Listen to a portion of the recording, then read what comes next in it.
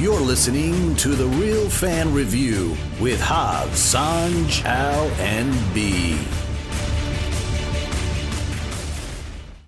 What's going on, podcasters and YouTubers? This is Hubie here, one of your hosts from The Real Fan Review. Today with me, we got our man in the chair, Al. How's it going, everybody? Yeah, we got our boy, Sanj.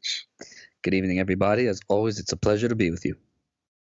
Yes, sir. And today, ladies and gentlemen, we're going to be talking about the Fatman trailer, the 355. Also talking about Doctor Strange in Spider-Man 3 and all the news and multiverse stuff that's going on. We're going to talk about Pixar Soul going to Disney Plus, and a little review from Hubie Halloween, and maybe some of the things that we've seen this week. And let's get right into that big news of last week, man. It was Doctor Strange signing on to be in Spider-Man 3 as the mentor, taking over the role from Nick Fury and from Iron Man from the first one, the Spider-Man there. Sanj, what is your thoughts with them including Doctor Strange in there, and what does that tell you about the story for you? Well, are we sure that he's taking over the role of the mentor? You know, that's what they're saying. Okay. That's the rumors right now. I guess that's going to be interesting for me because I never saw him. He's a loner type. You know, he's not really one to be involved with anybody else. You know, so far that we've seen. So I mean, he doesn't have that. I mean, you never really said, you know, Tony Stark was a mentor or anything like that, but he was always looking for talent, and he was always looking for a way to pass off being Iron Man. Like that was the whole thing behind him becoming, you know, building the machines that became Ultron, you know. So I mean, I see that. And Nick Fury, he was trying to put the team together. So yeah, that's basically, you know, he's, you know, the mentor or the leader or whatever. It's hard for me to see Doctor Strange in that light, you know. I hear you. I mean, especially after, I mean, granted, it was Infinity War. He goes, if it comes to the gem or you and the kid, I'm picking the gem. I'm picking the gem, right? You know, like he's a big picture kind of guy, like really, really big picture. Like he doesn't see things in just terms of, you know, like the world. It's to him, it's a universe and a multiverse to him. Like he sees possibilities and other realities and probabilities way beyond the comprehension of, you know, most anybody. So it's going to be weird to see him in that role. And what's the point of it? You know? Gotcha. Yeah, man. I mean, a lot of rumors going on around there. Like, this is all going to be part of this new way of Marvel doing their phases or their movies now. Instead of having like this phases leading up to a bad guy, they're going to have either a bunch of different things going on. Like, you're going to have your psychic horror, like, you know, I guess movies in one thing. You're going to have your cosmic adventures on another thing, and then you're going to have, I think, we got cosmic, we got the land. Yeah, they're gonna have something else there. You know what I mean? So I think they're trying to do these different things where they're thinking like WandaVision, Spider-Man 3, and Doctor Strange is part of like this multiverse kind of thing. What's your thoughts on that? Maybe taking front. I mean, I can understand where they're going with it. One of the things I liked about the Infinity Saga was that there was consistency with the story. You know, so I hope they don't go too crazy and doing too many different. Like you said, one is going to be mystical, one's going to be in space and all that stuff. Like, because then when you have to do the ensemble movie, how are you bringing that all together? Right. Now they've shown us that they're capable of doing it, but to have too many different directions, at least as far as I know, what's going to be your main that they're like the main bad that they're all trying to go after. What I really was thinking this was going to be about was bringing in the multiverse and how that's going to spill into everything else, like WandaVision and how she does the multiverse, or how she goes crazy, because that's what I'm hearing about WandaVision. So if you can tie that into her and her learning about witchcraft and everything, and then bringing that into his world. Now he's going to take on the mentor. Like that's where I see the mentorship. Like he's got to be taking on everybody's mentor. Like he's got to teach her about the witchcraft and using the magic and everything. And then he's got to guide, you know, Spider-Man to become, you know, maybe one of the future leaders of the team and so forth. So I'm wondering if he's going to, you know, it'll be interesting if him using different times to be able to do all of that at the same time to reach a goal. Like, and maybe he knows a bat is coming, so he's Right. trying to train everybody at the same time by teaching them at different times, if that makes sense. Yeah, I hear you, man. I mean, I'm wondering if this has anything to do with this whole thing with Electro being, added to the Spider-Man 3 thing with Jamie Foxx there, because I guess it kind of makes more sense now with this multiverse of madness. It seems like there's be a bunch of movies that are going to lead up to this. I thought it was just going to be WandaVision, but with him being in Spider-Man 3, it also explains how we see Electro. There's rumors that Kristen Dunst is coming back. There's rumors that Tobey Maguire is coming back because of the director from Sam Raimi's directing the Doctor Strange movie. There's also these rumors that we're possibly going to get the Green Goblin or Doctor Octopus from all these different Spider-Man movies coming into this Spider-Man 3. And it's just like, it sounds very interesting, sounds crazy. It sounds like a lot. Yeah, that's what I was going to say. It does sound like a lot's going on and happening in this thing. And, I'm starting to get a little worried because, where they left off Spider-Man was this whole thing where his identity was revealed by Mysterio. Right, and so now he was wanted. So I mean, exactly. How do they resolve that? And I would like to see the movie resolve that and like kind of focus in. Anytime they've tried to do too much, remember like the like Spider-Man 3, the Tobey Maguire Spider-Man 3, they just tried to do way too. Yeah, and it was just it ended up being way too much that it just certain parts of the story just felt so rushed, that it ended up not being that good. Right. Yeah, man. I mean, I don't know, man. It's just I'm very interested to see where they're going and how they're doing it. I'm sure they have this big master plan, but something about it makes me feel like they're just kind of like throwing shit to the wall right now. That looks good because my whole thing was I thought they were going to really go with this whole Craven thing. I thought it was going to be, Spider-Man's on the run, Craven's out there to go get him, and I was very interested in that story. But I can't lie, hearing that Doctor Strange is in this movie, hearing that Jamie Foxx is in this movie as Electro, and God knows what else we're going to see and whatever they're going to come up with. But it just sounds all interesting. And, like Al said, I trust Marvel. I trust in what Kevin Feige's plan is and what they're doing. So I don't know, man. It just sounds very interesting. Very interesting, man. And was it true that, did I hear right that Jamie Foxx supposedly said Electro's not going to be blue in the movie? Yeah. So it may be him from a different universe or multiverse. Like Electro, maybe Electro after he's mastered the power, but was good maybe? I don't know. Like I said, it's doing a lot of stuff after us, man. Yeah, man. Yeah, man. And then other things in news this week, man, was Disney Plus putting out that they're going to release Soul on Christmas for everybody. Like I was looking forward. Are we going to have to pay Soul. extra for this one? No, I think they learned a lesson, man. Jeez. They learned their lessons with Mulan. They're not charging people the 30. This is going to be for a Christmas gift for everyone. But they're putting out Pixar Soul, which is also featuring Jamie Foxx as one of the lead characters in this picture from them. And I mean, from the trailer, I know I was interested in it. I don't know about you guys. Like, Al, was you looking forward to this Soul movie from Pixar? Yeah, it looked like one of those cute family Pixar movies. So I was definitely looking forward to watching it with the family. Yeah, and Sanj, you too, man. Ever since they put out what was the movie? I'm sorry, I'm blanking on the movie. That centered around the Day of the Dead, the Mexican holiday, Day of the Dead. Oh my God. We're all blanking on it right now. Oh jeez. Yeah, man. I know Brandon's like, you didn't see this movie, and I'm like, oh God. Anyway, but ever since they put out that movie, I've been so excited for more movies like that, family oriented and just going into these stunning visuals and story. And when I saw the trailer for Soul, I automatically thought about that, and I thought this could be another movie just like that. So Coco, oh my gosh, how did I forget that it's called Coco? Man, they brought this up on one of these these guys that I watch on YouTube. I think it was John Campia saying that he thinks that the reason why maybe they put it out on Disney Plus rather than waiting for a release in movie theaters is that because of the topic itself and children, right? We're dealing with the soul, the afterlife, somebody dying, and having your child watch something like that. Do you guys think there's anything to do with that as a reason as to maybe why they put it out or anything like that? I don't think so, because I mean, either Nah. way, you would be with your child in the movie theater.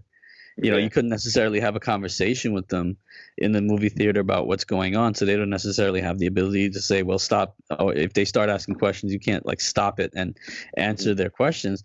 But at the same time, I mean, I think it's more a function of movie theaters aren't open, and they want to get it out there. Gotcha. Al, you too, man? Yeah, same thing. I mean, I think it was a situation where they learned, like you said, they learned a lesson. I mean, there's talk about Soul, but there wasn't like a lot of buzz for Soul. Right. So I think movie theaters pushing until spring, maybe summer of next year before they're expecting movies to make the money that they're used to movies making. So they probably figured, you know what? Let's make up for what we did with Mulan, and let's just throw this movie out there. And, you know, kind of along the lines of why it happens to also be on Christmas Day. Like, here's a gift to our fans. Kind of like, my bad. Make it back up to us. Yeah. Yeah, make it back up. No, and that'll be real cool when you think about it. Like, you know, in Christmas morning, you open up presents, everything, and then, you know, you have, you know, everybody sits around, has the Christmas meal, everything, and then when everybody's kind of, you know, winding down, you throw on this little nice movie from Disney as a Christmas treat. I think that's kind of what they have in mind, and they'll probably see their viewership or their numbers skyrocket for that afternoon, Christmas afternoon there, those hours. Yeah. There. That sounds great, man. You actually sold that vision for me just now, man. Just roasting on listen, everybody. I mean, that's going to be Disney Plus. That's going to be Soul coming out on December 25th. And when it does come out, you know if they put it right on time for the realies to be, you know, a vote for 2020. No Oscars, but we got the realies. So I'm not crying, but for real. Yo, but isn't it crazy that we are already talking about Christmas? It's nuts, man. 2 months away. 2 months. It's about 2 months away. Yeah. I mean, we're gonna have Halloween in a couple of weeks, and then we go right into Thanksgiving, and then, you know, as soon as Thanksgiving is over, we're on Christmas, and it's on our way to Santa. On our way to Santa. Well, I'm looking forward to it because you know, that's my favorite time of the year. The time between Thanksgiving, Christmas, New Year. That is my absolute favorite time of the year. So I am looking forward to it. Yeah, man. And Sanjay with the perfect segue right into the next news bit, which is we got some trailers this week to talk about. Yes, we do. We got the 355 trailer featuring the Jessica Chastain, Penelope Cruz, and also Lupita Nyong'o is in the movie. And we also got a Mel Gibson Christmas movie called The Fatman, which absolutely nuts. Listen, I watched both those trailers. I rewatched them both. You know, watching the 355 was watching like the female Avengers right there. It looked fantastic. That's exactly what I thought about. I'm like, hey, now. It looked like a great spy thriller. So I'm definitely interested in the 355. I want to see if it's coming out this year or if it's one of those movies going to video on demand. But it looks like it's definitely worth the wait to go see this movie with Jessica Chastain. But then also the Mel Gibson movie, you know, when I saw The Fatman, I actually went right past it. And then I said, you know what, man, I haven't seen Mel Gibson in a while. Let me watch the trailer. And I'm like, he's Santa? That's why I was looking at the trailer. Then they thought about, like, then they started doing like Christmas. I'm like, wait, what? Yeah. Like, what is this concept? What was the joke, Al, in the trailer for The Fatman? About Blitzen? Oh, with the He's like, oh, you're lucky it's not Blitzen. Yeah, she would have tore your package off.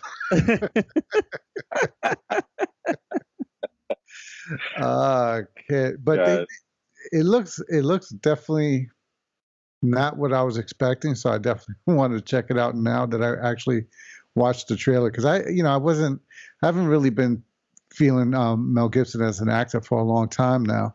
So I'd be glad to see if he can turn it around with this movie. Because it's an interesting concept. Like The Fatman, I didn't know where they were going with that. They show him in the beginning of the preview. He's been shot and everything. And then they showed a GIF with the coal. And he says, I want you to kill the fat man. I'm like, is he going to be? And then that's what they said. When they said that, I want you to kill the fat man. I'm like, wait, what? Like, which fat man are you talking about? Like, oh, shit. You're talking about Santa. It's insane. Santa with a Glock. Yeah. I mean, Sanj, what was your thoughts on those two trailers, man? well, the 365 I thought was incredible. It's like Fast and Furious meets Ocean's 11 meets James Bond. Yeah, definitely. It Yeah. it was like the combination of those elements there, and the fact that Lupita Nyong'o, Penelope Cruz, and Jessica Chastain. Of course, you know how I feel about Jessica Chastain. So the fact that she's in a movie, I'm gonna watch it anyway. So, but yeah, it looks like a great movie. Looks like it's going to be very, very entertaining and very, like just an action-packed thriller. Yeah. I like, Absolutely. the all-female lead cast there. That's really cool. Yeah, a And bunch of then, good actresses. Yeah. yeah, great actresses. And then for the Fatman, I like the concept, and I think it'll be very entertaining. It's just that, just like Al, I'm surprised they're letting Mel Gibson make movies again. So that's the only thing for me. Like, I'm not, completely sold on watching Mel Gibson movies anymore. Except, Right. I will say that I will always watch Braveheart. Yeah. that one gets a pass. Braveheart gets a pass. Yeah. Yeah, it's the same thing I thought. When I saw Mel Gibson, like I said, I went right past it, and I'm like, man, I haven't seen this dude. The last thing I thought about was Braveheart, and I was like, let me watch it. And I saw it, I was like, huh. So I'm actually very interested in these two movies, man. Something to look forward to, something to look forward down the line. I'm not sure if they're coming out on video on demand or if it's something that's coming out next year. So we'll be tuned in on that to see what happens. But very interesting to say the least, man. Mm-hmm. But listen, that's the news of this week, man. It wasn't really a lot of news going on. So those are the things that we found with those two trailers. The Doctor Strange stuff in Spider-Man 3 and also Disney's Pixar. If you guys have any comments about that, just leave a comment below on the YouTube page there. Or if you're listening on the podcast, email us at therealfanreview@gmail.com and let us know which trailer or which movie made more sense for you or which one are you looking to watch when it comes out. Then this week, as far as movie reviews go, we're going to definitely talk about this movie that we saw this week, which was called Hubie Halloween, featuring Adam Sandler. You mean the Waterboy Part 2? I mean, okay. And, let's just give a quick non-spoiler review of the movie, because I think this movie we should spoil because it's freaking hilarious, and you're going to spoil the jokes by talking about it. So let's just real quick, Sanjay, what is your thoughts on Hubie Halloween on Netflix? I thought it was hilarious. Please go see it. I mean, he's basically playing a very similar character to the Waterboy, just more grown up. And the fact that he's more grown up, being that much of a buffoon, is hilarious. So and yeah, again, the jokes that are in it are just, especially because like it so much of it revolves around like his mom, and like very, very inappropriate humor regarding his mom. But I mean, it was great. Classic Adam Sandler slapstick movie, so it's enjoyable. I loved it. I loved it. Absolutely, man. Al, what's your thoughts on Hubie Halloween? It was just like Sanjay was saying, it was definitely a funny movie. I went in there with that expectation, like this was the kind of movie it was going to be, and it didn't disappoint. All the actors were on point. I mean, it's always the same crowd. Whenever you have an Adam Sandler movie, you basically know who you're going to have in it. Yeah, you get his SNL friends. Yeah, you got Steve Buscemi, you got Kevin James. Kevin James is great, by the way. Oh, forget it. He was hilarious. But yeah, so it was funny just watching the movie, watching how silly can they be in this movie with all the scenarios and everything, but it was still like a good family movie. Like nothing was too out there where you're like, all right, cover your eyes, cover your ears or whatever. But it was still good. It was so funny where she can get the humor of the silliness on the screen, and I can get the humor of the jokes that were actually being said. So it was funny.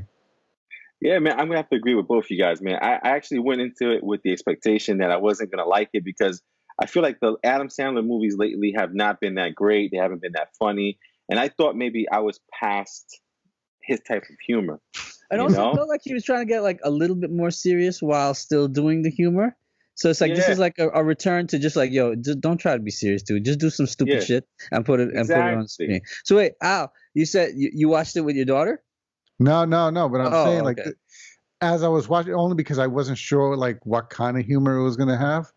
but I was glad that it didn't go crazy because now if I wanted to, I could, being that Halloween is coming up, I could put it on for her to watch and know that it'd be safe for her to watch because it's not Okay, too good. 'Cause crazy with the then scenes. I don't feel bad like admitting that. Yeah, I watched it with my kids. So like my 11-year-old, my Oh 5-year-old. my God, man.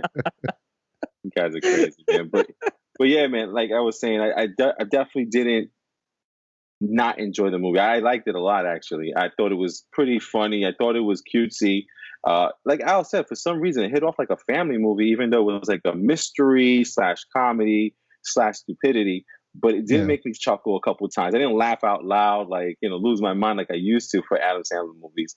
But I definitely laughed and enjoyed myself. I thought it was a good time. So if you guys are watching, right now, I would say go ahead and give it a watch. You should watch Hubie Halloween because it's a good way to take your mind off of everything that's been going on lately and all the stuff on the news and stuff like that. So it's definitely a good like getaway from your mind, just like a mental, spare time or just away from everything, man, because it's like intense moments in time right now. It's a good way to shut your brain off. Yeah, exactly, man. So, I mean, listen, you guys heard it from all three of us here, man. That movie is worth the watch. You should watch Hubie Halloween on Netflix. Yeah, like I don't think you'll be upset watching it. I really don't think you'll be upset watching it. And like I said, I wanted to do a quick non-spoiler review because what we're going to do is we're going to go into the spoilers right now of Hubie Halloween because it is hard to talk about a comedy movie without mentioning some of the jokes and some of the things that made us laugh and why we liked it so much. And so, listen, if you don't want to be spoiled, we're going to go into spoilers right now. Like I always tell you guys, Al does a great job on the bottom of our YouTube page that you can skip a couple of things and you can see where we are on the podcast and you can jump right over the spoilers and then come back and check it out, see if you agree with our thoughts there. So we're going into the spoilers for Hubie Halloween. And Al, man, what is your spoiler-filled review there for it? This movie was, like we've been saying already for the non-spoilers, it was just filled with a lot of silliness, stupidity. Like the fact that he was the thermos, he could do anything. Dude, he was Inspector Gadget with that thermos. Yo, yeah. With the thermos. Wait, and then, so time out real quick. How many different things came out of that thermos? There was an umbrella, a flashlight. It was at least 40 things that came out of the thermos.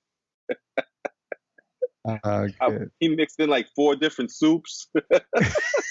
The bottom of the flashlight, like. Okay. I cracked up when he walked up to his house and on the lawn was sheets with 3 different pea stains. And then he wore it as a ghost costume to the school gym to give the speech. And one of the kids actually goes, "Are those pea stains?" Oh, good. That's what I said. There was so many little lines throughout the movie, and that's why I say, like, even the shirts that the mother was wearing, like, boner donor and so forth.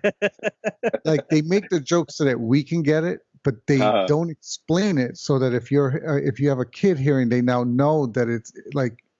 You know what I'm saying? Exactly. Yeah, like they said, "Oh, boner, it's like a mistake, right?" Yeah, like I give out mistakes or something like that. I give out boners.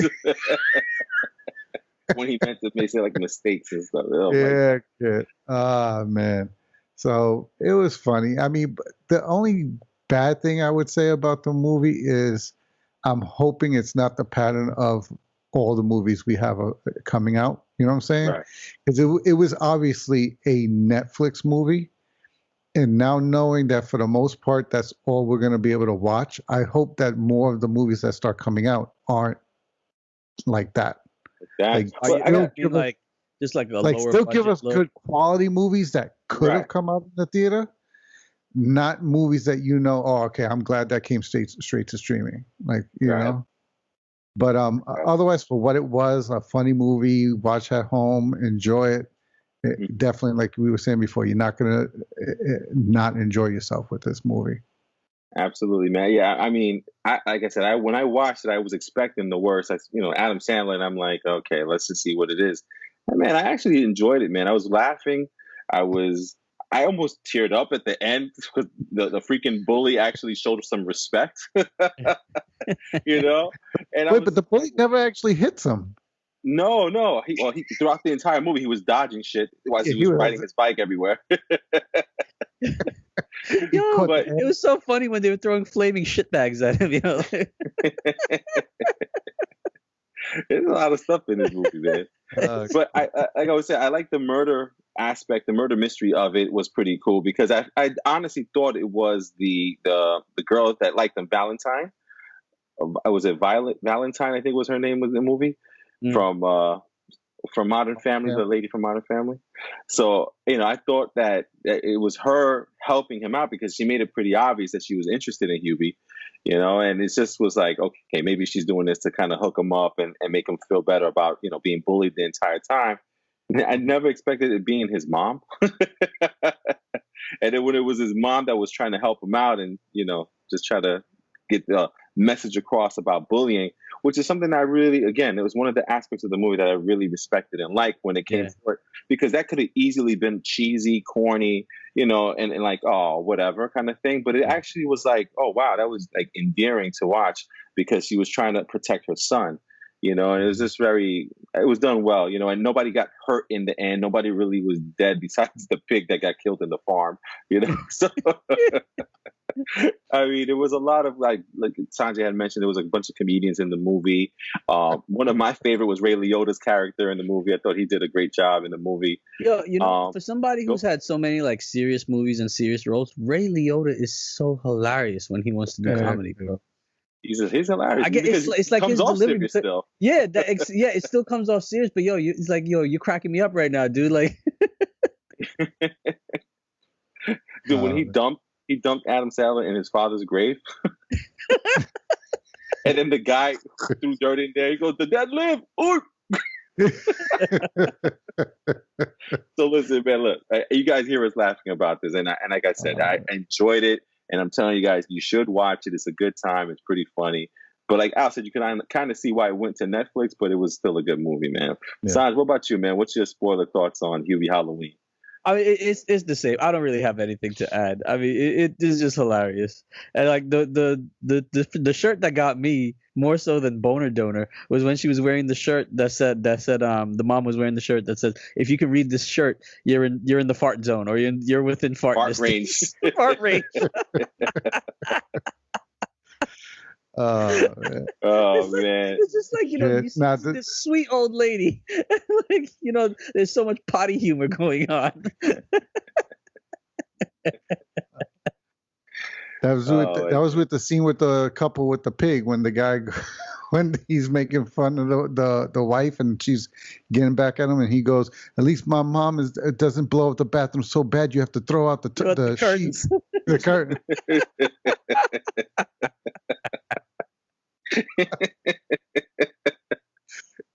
I was dying with that kid. Your mom blows up the bathroom so bad that she's got to throw out the curtains.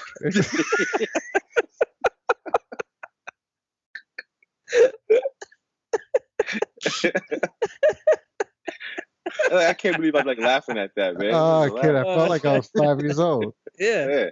That's what I'm saying. Like that Adam Sandler humor, And then when he does it too, when he goes to the house and he says, "Yo, can I use your bathroom?" And they go, "Yeah, it's right upstairs." He goes, "How big's the toilet? Because I got a lot to do." What'd you guys think of Shaq being in the movie and his voice, his radio voice? That was funny. And then when the wife came out and she was she had the bassy voice.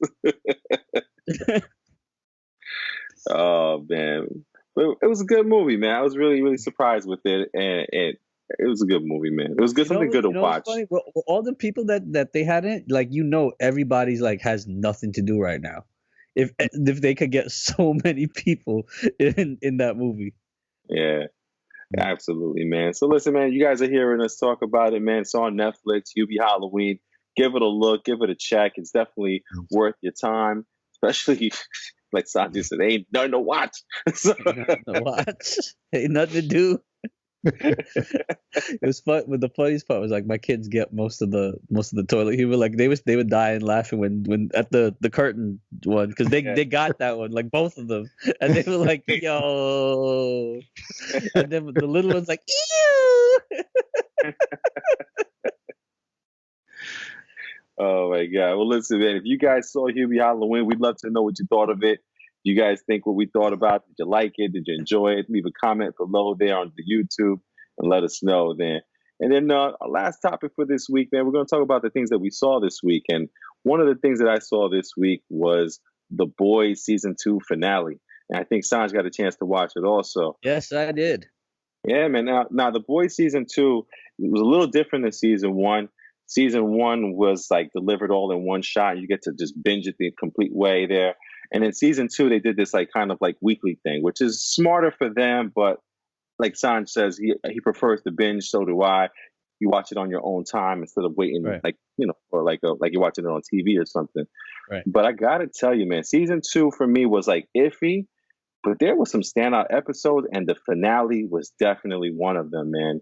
You know, I don't want to spoil it for the people who haven't seen it just yet, but Season 2 ends with a bang. So Literally. there was so many good parts to that show, how they tied all the stories up and how they ended the series, basically leaving you wanting to know, hey, what happens next? Listen, I'm not sure who the actor is who plays Homelander. That guy is special, talented. You mean the budget? You mean the budget Bradley Cooper? Dude, budget Bradley Cooper. That's exactly who that guy is. Dude, that guy can act his ass off. He plays maniacal, then sweet, caring, and then diabolical. It just His name is Anthony Starr. Anthony Starr, my lord, he kills it and carries the show along with the boys themselves. One of my favorite characters is Mother's Milk, which is Why is his name Mother's why Milk? is his name Mother's Milk? He's like the biggest, burliest dude on the on the show. You know, to be honest, man, I like all four of the boys, the guys there. You know, Frenchie's my favorite. Butcher, and Huey. Huey. Yeah, man. But listen, if I could recommend anything to you guys as far as like just taking a watch or binge watch now, see The Boys Season 1 definitely. The Boys Season 2 starts off a little rough, but man, there's like a couple of standout episodes, like the science facility and also the Stormfront. Is it Stormfront? Stormfront, yeah, her character. Yeah, her character is kind of like nutso. Homelander steals this season completely. With Stormfront for most of for a good portion of the season, like you can't figure her out. Like you don't know what to think of her because they present her as this brash, young, you know, and she's got a mouth. It's kind of like I guess how they like to portray millennials. Not that I agree with the portrayal, but you know, like just challenging everything and in your face feminism, you know, it seems, and everything. And then so you don't know. I'm like, is she a good guy? Should we like her? Should we, you know, is she gonna be a bad? Like you don't know for so much of it. And then when it happens, you're like, oh, okay. Kind of crazy, man. Yeah. So not gonna spoil it. Yeah. What you think of Season 2, the entire season and the finale? Oh, I thought it was a little bit of a slower build. I thought there was I think too much on Starlight and Huey's relationship. A little too much time spent on that. Those that seemed a little bit cheesy. But overall, I like where they went with the story, and I love the finale. And yeah, Anthony Starr, like just to see him go completely, you know, embrace being like diabolical and just like kind of be like, you know what, fuck it, I am who I am. I'm Homelander. Nobody can stop me. You know, it was nice to see that level of maniacalism from him. Yeah, like just embraced it. Like he just embraced it, and it was really cool to see.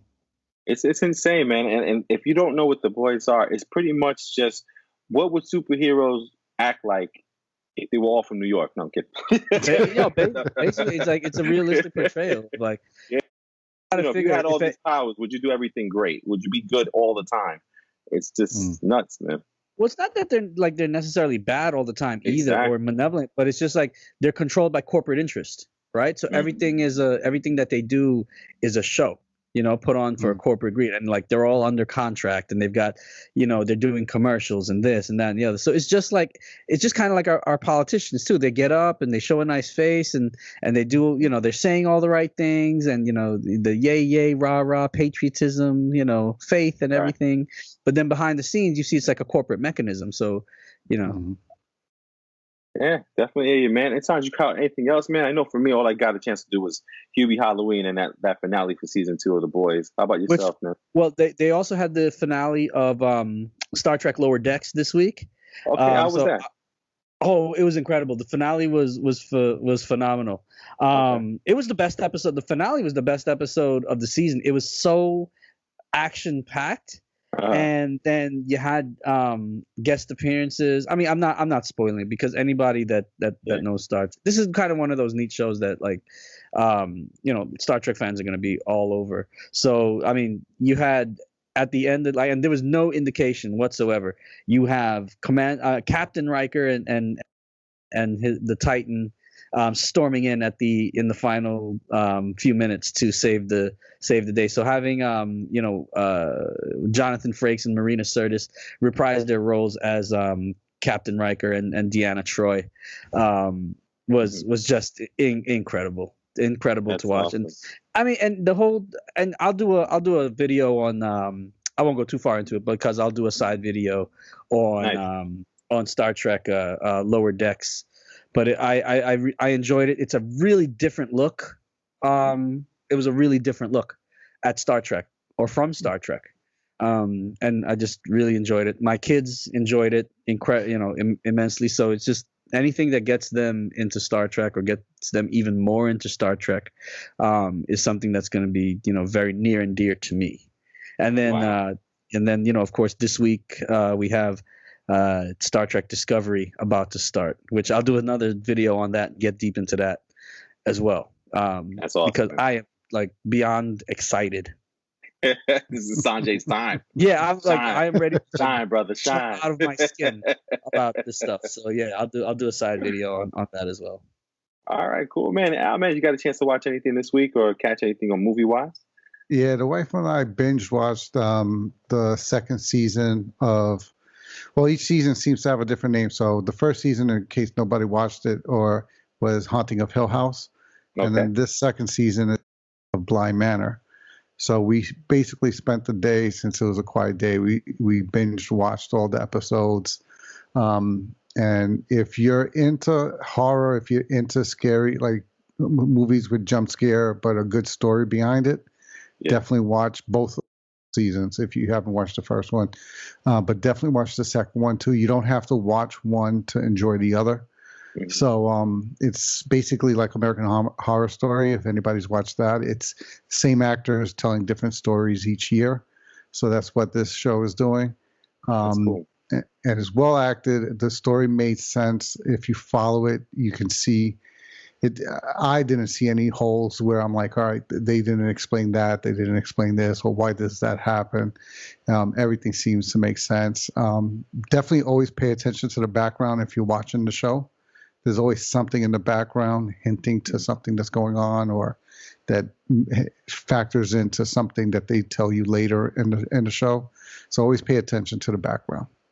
And I understand there's also like hidden ghosts in certain scenes that you can find. That's kind of what I was talking about with always watch the background. Yeah, because with the story, without giving up too much, again, there's ghosts in the story. It's a haunting. It's in the name. Mm-hmm. But you sometimes see these ghosts or these in the background. But if you're not paying attention, they make it so that they can blend in. It's almost like when you rewatch it and you see the ghost standing in the back, you're like, how come I didn't see that in the first time? So they do a good job of making it blend in. Like you have to consciously know, okay, I have to watch the background because something's going to be there.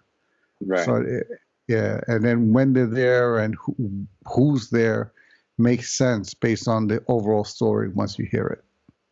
Oh man, that sounds good, man. I'll definitely get into that because I'm into horror movies and stuff like that. So I've been looking for a good horror, man. So that'll do it for me. That's definitely one to watch. Yeah. Cool, man. Listen, man, I thank you guys as always for giving us those recommendations for everyone to watch and things for people to see while most people are still either quarantined or just getting back to normal life, and then you don't got theaters to go to, or there's no real movies to see.